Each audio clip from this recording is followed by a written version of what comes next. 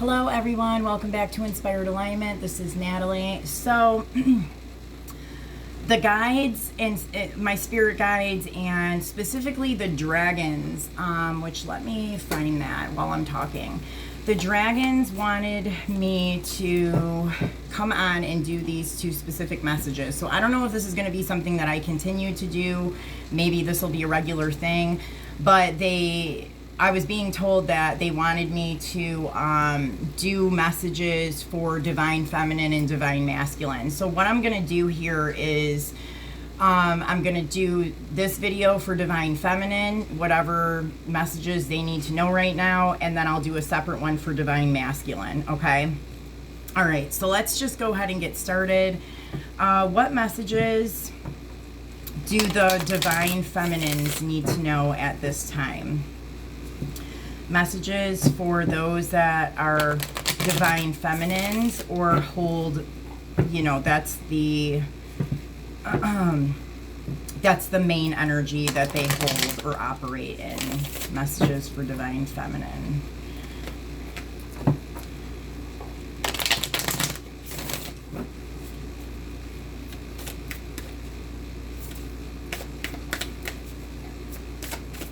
Okay. They're telling me the golden egg. Okay, and we have sea serpent and tarantula, but let me find this golden egg.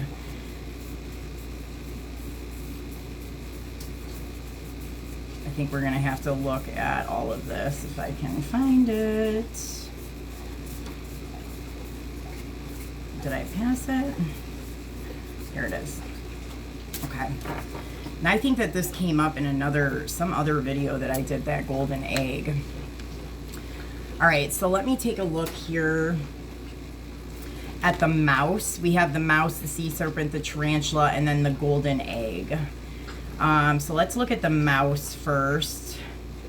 Sorry, my dog is drinking water in the background, so that might be a message for somebody too. Maybe you need to drink some more water. Okay, so the mouse says detail-oriented, small-minded, nitpicky, and nervous. The mouse has an innate desire to tend to the details. It often spends its day fixing, preparing, organizing, and scrutinizing. Unfortunately, a mouse personality doesn't notice when they've gone too far. Soon they begin to have a limited and fearful vision of life and try to control every detail. This can be quite a painful experience for both the mouse and those around them. When mouse energy is at play, step back for a moment. It may be time to find a more purposeful project to delve into, one that's worthy of your exacting eye.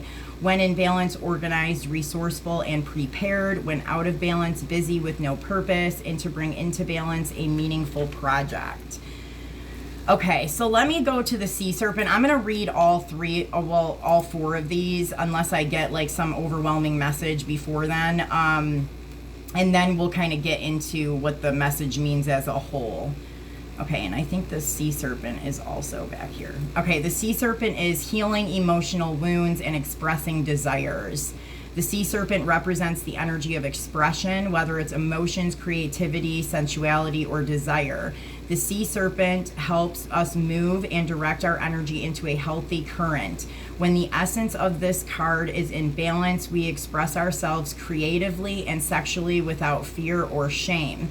So basically, just right away, I'm getting that the feminine energy needs to, because I think I see this like that the feminines have been operating more in their masculine energy, well, like a lot of us, because we kind of had to, but we we had to like build up that stability, and like we were focused on business or whatever it was, but it's saying like now, like to kind of come out of some of that. Like there's a need to come out of that business aspect of, organizing and preparing and detail oriented of whatever it is that you're kind of creating, and to fall back into this energy of sensuality, creativity, sexuality. Like there's a need to get into this energy right now. Okay, so our hearts are at ease and our relationships are meaningful and enduring. We loosen the grip of self-judgment and we let the cool waters of forgiveness in to heal our wounds.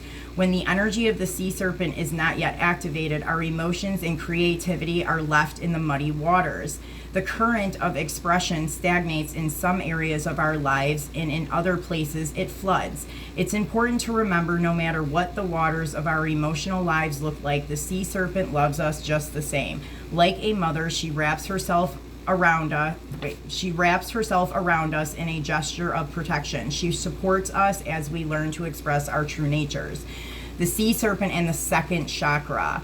The subtle energy of the sea serpent occupies the area of the second chakra, located deep within the pelvic bowl. This chakra is known as our center of creativity and desire and is associated with the water element. It is the home of the Divine Mother.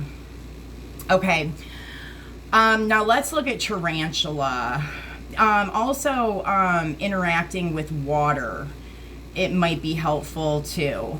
So getting in the bath, like, so, you know, that's kind of getting into more, like, you know, light some like candles and put on some, you know, soft music and just get in that feminine energy and kind of relax in the bathtub. That could be helpful. And then I'm getting like to just like work with water in some way. All right, where is the tarantula? I feel like it's in here somewhere. Okay.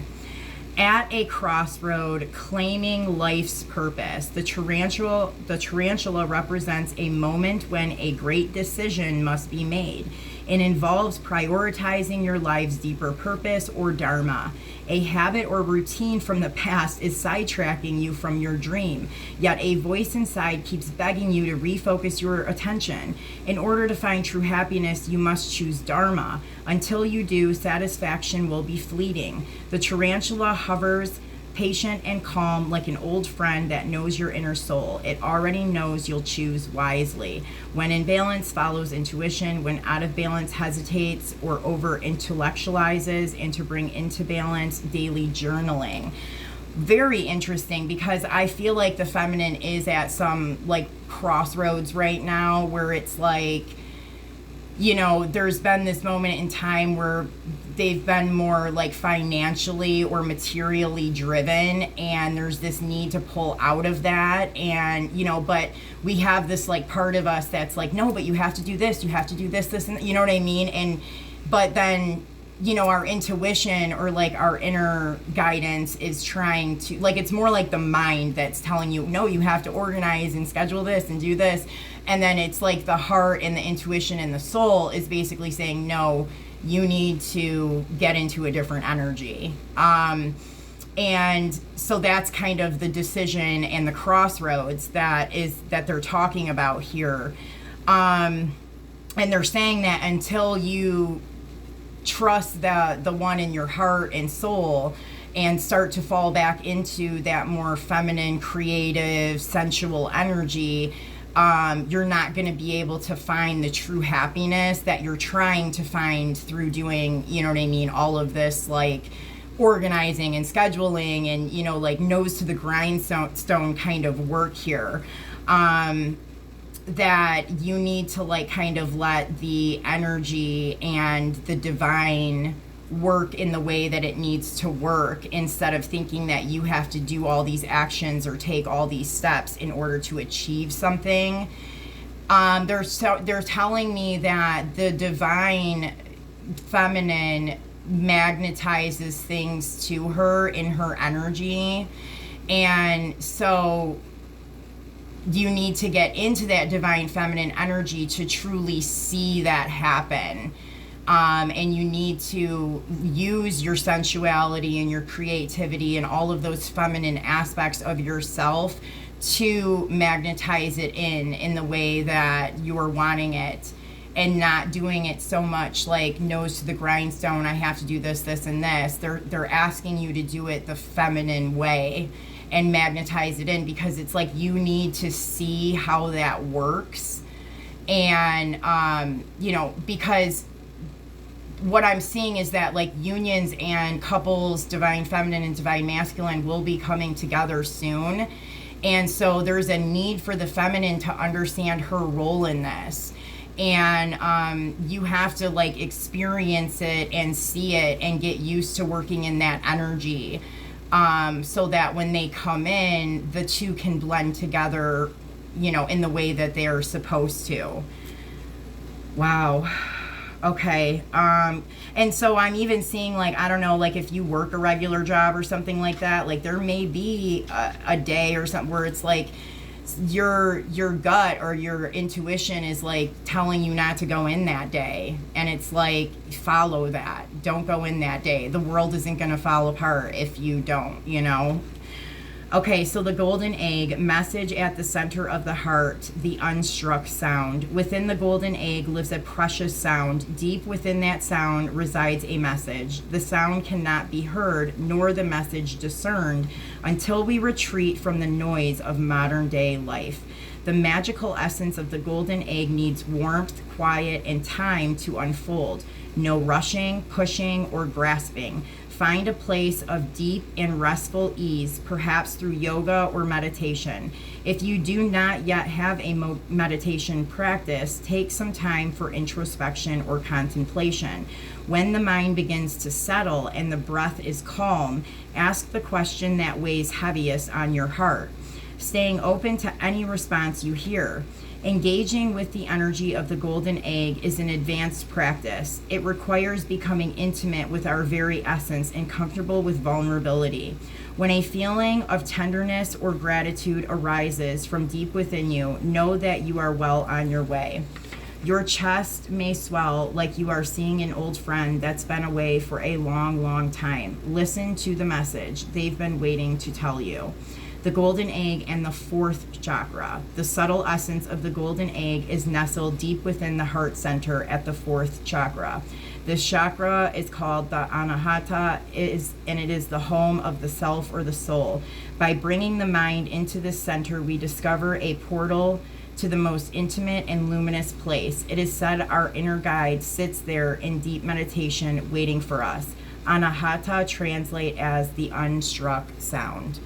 So, yeah, it's getting really into that feminine energy, and I'm seeing a lot of focus on the second chakra, the fourth chakra, and I'm feeling a lot of tingling in my crown as I'm doing this reading. So there is a need to really shift into this feminine energy. Okay, Spirit, what other messages?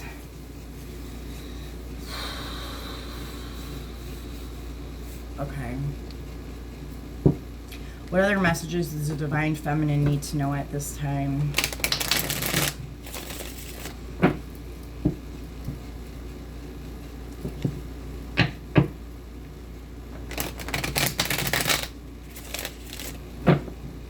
What other messages does the Divine Feminine need to know at this time? I really feel like, because this has been coming up a lot in my readings and stuff, this thing about like the heart chakra, like doing a video or meditation or something just focusing on that area. Family, telepathic communication, mixed signals, and reconcile. Oh my God. Okay, so you may be receiving some telepathic communication. I'm getting that this could be from a divine masculine, or it could be like your star family, or even like dragon, type of energy here, that you're getting some kind of messages or telepathic communication here from an origin of family, whatever that's going to mean for you. I think that they've been trying to send you signs and signals, but I think that because there's so much focus in these other areas within like the matrix or whatever, that you're missing some of these signals, or maybe you're not interpreting them correctly. And that's another reason why there's this need to kind of go inward and not be out in the matrix so much, and work on, the spiritual piece of yourself, so that you can receive this information. And then we have reconcile here. And it's like, I do feel like, I mean, so this could be reconciling with a divine masculine that you already, know, or it could be a new one. But I do feel like this reconciliation is coming, and that's why the feminines need to shift into this energy right now. Wow.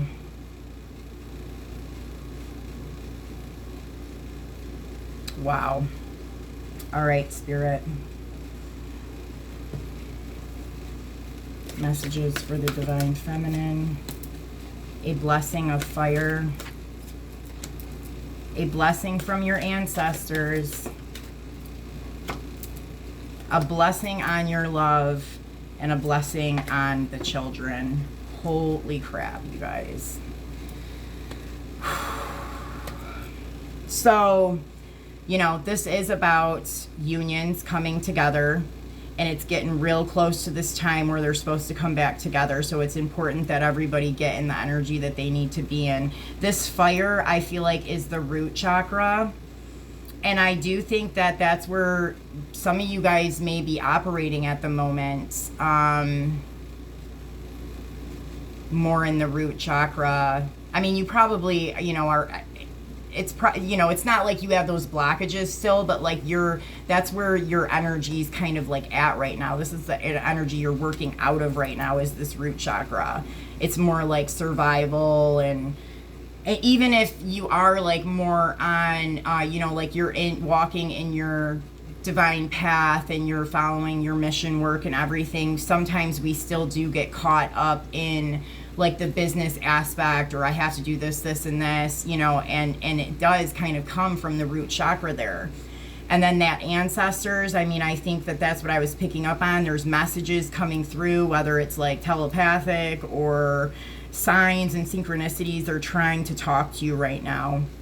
And then we have this blessing on your love, which this is the divine masculine here, and then a blessing on the children. I mean, the children are coming in, whether that's coming in through you and this person, or they're already here, or you know what I mean? I think this works out different for different people, but this is the importance of these relationships coming together. Okay, so I'm just going to do one of these, and then I think we can wrap it up. The first ray of power. Let's see what this invocation says.